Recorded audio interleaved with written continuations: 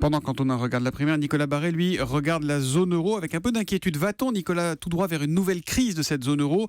C'est la grande peur des marchés financiers à l'approche du référendum constitutionnel de dimanche en Italie. Oui, la preuve d'ailleurs, regardez, la Banque Centrale Européenne s'est mise hier en mode sauvetage. Elle a fait savoir qu'elle se tenait prête à acheter en masse des emprunts de l'État italien en cas de séisme sur les marchés si le non à ce référendum devait l'emporter. Le non qui signifierait sans doute la fin du gouvernement du réformiste Matteo Renzi, ce qui plongerait l'Italie dans une période d'instabilité politique. D'instabilité politique et de crise financière alors? Oui, parce que l'Italie est un pays d'abord surendetté, 133% du PIB, c'est beaucoup plus que la France. Et puis les taux d'intérêt en Italie sont en train de remonter en flèche. Autrement dit, cette dette peut vite devenir insoutenable.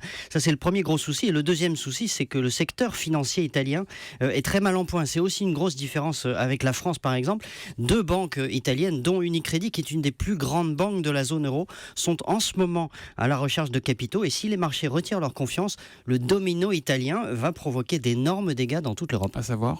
Il y aura un bras de fer avec les marchés financiers, c'est simple. On va voir ressurgir le scénario noir d'une sortie de l'Italie de la zone euro et donc de l'éclatement de l'euro.